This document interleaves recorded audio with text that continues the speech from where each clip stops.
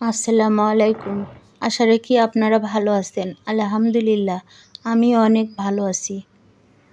শুরুতেই আপনাদের কাছে একটা চাওয়া, ভালো লাগলে একটা লাইক, কমেন্ট, শেয়ার করবেন আর সাবস্ক্রাইব করে আমার সাথে থাকবেন। চলেন ভিডিওটা শুরু করি। আমার রান্নাগুলো দেখেন আর আমি কিছু আপনাদের সঙ্গে কথা শেয়ার করি। কথাটা হচ্ছে কি, আবু জাহেলের নাম তো আমরা কম বেশি সবাই জানি।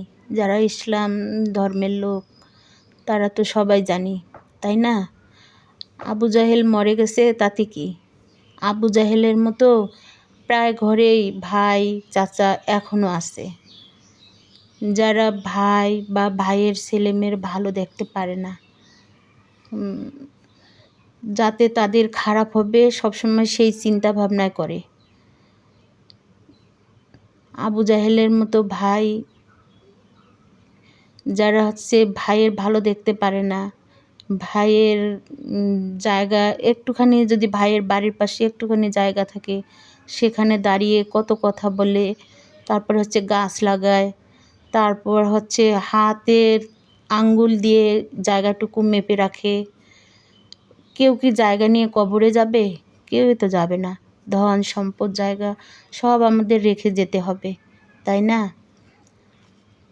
আমরা তো এটাই বুঝতে পারি না, ঠিক কি না জানি না, কিন্তু অনেকেই বুঝতে চায় না। আমরা সবসময় দোয়া করব এই আবু জাহেলের মতো লোকগুলোর জন্য, আল্লাহ তাআলা যেন তাদেরকে হেদায়েত দান করে, তারা যেন মানুষের ভালো মন্দ বুঝতে পারে, তারা যেন শান্তির মধ্যে থাকে।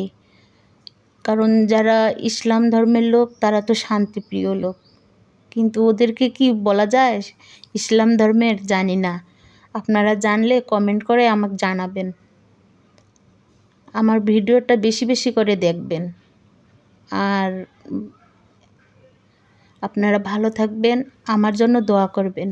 আবারও বলছি, আবু জাহেলের মতো লোকগুলোর জন্য একটু দোয়া করবেন আল্লাহ তাআলার কাছে, তাদেরকে যেন তাড়াতাড়ি আল্লাহ তাআলা হেদায়েত দান করে। আল্লাহ হাফেজ।